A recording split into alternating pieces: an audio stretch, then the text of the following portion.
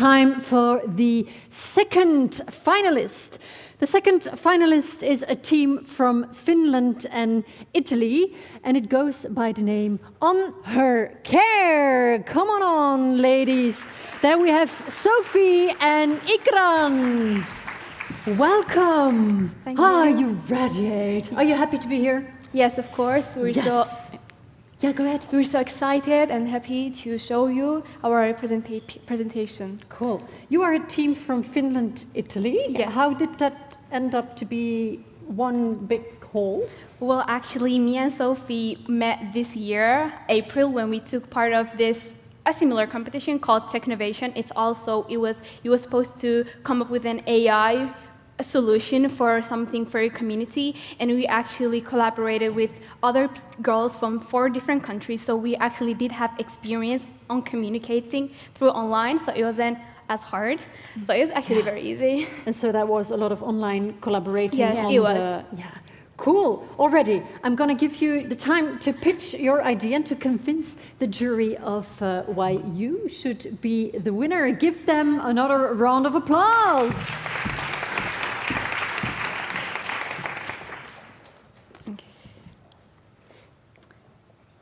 300 kilometers. That's the distance between Finland and Italy. It seems like a lot, doesn't it? 2 countries, 2 worlds, separated by languages, borders, and cultures. But today, none of that matters. See, me and Sophie found ourselves being connected by something far more personal, a shared struggle that does not care where you come from. Misdiagnoses in the healthcare system. Hi, my name is Ikran and I'm from Finland. And I'm Sophie from Italy. We may live in different places, but the fear, the frustration, and the helplessness of being misdiagnosed is something that we have both witnessed happen to our friends and families. When you walk into a doctor's office, you're trusting that the person that you have informed will see you, hear you, and understand your pain. But what happens if they don't? Misdiagnosis isn't just a mistake. It's a pain that people carry. It's a mother who struggles to understand why her child keeps getting sicker. It's a young woman whose symptoms are dismissed as just stress.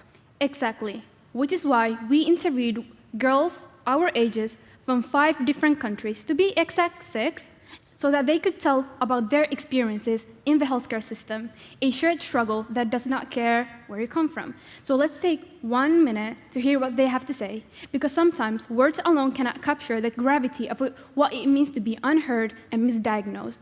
So let's watch the video.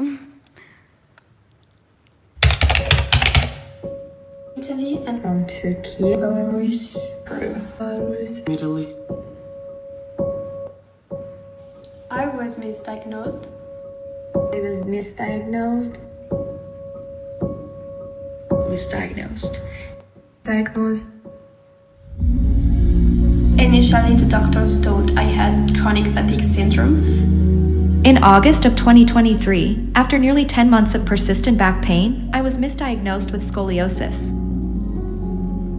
After several months of treatment that weren't working, it turned out that I actually had hypothyroidism.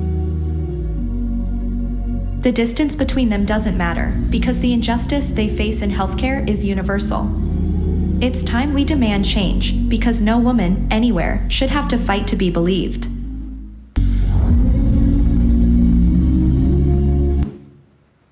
So, just 5 countries, you may think. Just 5 countries. 5 women, 5 stories, and 5 misdiagnoses. But quite frankly, that's not the case. Take a look at these numbers. As you can see, every year, no matter the decade, there is a 50% gap between misdiagnoses of men and women. 50%. That's not just a stat, that's the difference between life and death. Exactly. So instead of focusing on the bigger picture of misdiagnosis, let's focus on one specific that affects all of the women globally, even some of us here, for instance. Myocardial infarction, also known as heart attack. So what is this? It happens when the flow of the blood that brings oxygen to your heart muscle suddenly becomes blocked. Your heart cannot get any oxygen, so your heart stops. So why is this important? Well, take a look around these numbers. These are the numbers that represent the misdiagnoses in heart attack. These are our excuses: 59, 30%, and 40%. Our excuses for a future woman, for a future scientist, and the youth of tomorrow. By now, we may have overwhelmed you with the problem, but it's not just about identifying the problem, it's about creating solutions. And that's exactly what On Her Care is designed to do. So what is On Her Care? It's an AI-driven solution aimed to reduce gender inequalities that have persisted for far too long in healthcare systems. Exactly. Because we know that rightful diagnosis shouldn't be reserved to us, only women, because we would be lying if we said that, oh, we're standing here to reduce inequalities. We want to put men and women to the same pedestal. When we first came up with this idea, it was intended to work for women. But later, as we were working on this, we realized that rightful diagnosis should be granted for everyone. Us in here room and people outside of this room. We shouldn't just reserve it to only one people. Which is why On Her Care is dedicated to follow Sustainable Development Goal 3, 5, and 10, good health and well-being, reduce inequalities, and gender equality. So, now we have discussed so many aspects, so I hope you guys are following. But as we want to say, we're now going to talk about the little technical parts. So, Sophie, you want to maybe tell? Our AI will learn everything from public health databases such as SDC and World Health Organization. But it will be the way we handle and process this data that will truly unlock the power of this tool. Exactly. And CDC, also known as the Central Disease for Prevention, that we use our data as our foundation. Now, many of you might wonder if this AI will be a physical object. The answer is no. It will be a digital tool seamlessly to be integrated into computer systems. Exactly. Additionally, we understand that AI often can raise fears about job displacement, but it's for that reason that it's so important to us to emphasize that On Her Care is designed to help to get better the work of healthcare professionals, not to replace them. As mentioned earlier, we want to be aligned with the Sustainable Development Goals, and that's why, besides SDG 3, 5, and 10, we want also to incorporate SDG 1, no poverty, and SDG 8, decent work and economic growth. Exactly. To make all of this happen, obviously, we need some type of funding, which is why we gathered here 9 funders that we think that align with our objectives: governments, corporates, and foundation focused on women's health. And to be specific, the new ERFA-H program from the Ultrasound Foundation, we found that will align with our objectives. Also, we want to emphasize the community, because we think that community is where our heart lies, because we understand that people might have faced this. So community donation is our foundation to raise any money or to get any funding. To end this speech without addressing the environmental impact will feel incomplete. That's why we will commit to partnering with organizations that use renewable energy and try to reduce carbon footprint. Exactly, and actually our commitment to sustainability is on our slogan: one diagnosis, one tree, and one sustainable practice at a time. That is our commitment to sustainability. We're now ending this pitch, but we cannot end it without one more sound.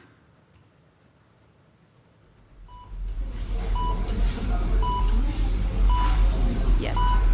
So that is the sound of misdiagnosis. That is the sound of not being heard. That is the sound of being forgotten. That is the sound that will happen to many women across the globe, a sound that will be always listened.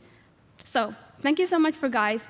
It was nice presenting. With On Her Care, we could have been solved this globally. Thank you. Thank you. All right. Thank you for your incredible pitch as well. How do you feel now? We feel good. Yeah? All right. Less nervous. Good. Well, the jury has definitely a few questions for you, so get along. Yeah, thank you very much. I cannot state enough how important this topic is also, and also on a global scale. You tackled it very well. And when I saw your product and I also saw how you addressed the issue. If you remember, we earlier talked about like if you use AI, you need databases and so forth, and the representation of women in the data is still very scarce, and it's also difficult connecting healthcare data sets. How do you think you will use your community, your funders, and your resources to tackle the problem of women not being represented so much in the statistics right now? Yeah. So actually, for this, we have planned that we know that we cannot, say that we're going to have a specific data to say that, oh, for Norwegian girls, they're going to have, for instance, for girls that live in Asia, for example, they have different type of diseases that are not in, for instance, in Scandinavia. So we have to, tailor, these data to certain regions. We cannot promise that everybody's going to have the same type of diseases and that sort. And with our community and with the fundraiser, we want to make our idea as inclusive as possible, because it's what we want to do is make everything equal, because rightful diagnosis is for everybody. And as we move forward in the future, we're going to have more people from different backgrounds, more people from different diseases that can contribute to, having this data set of diversity.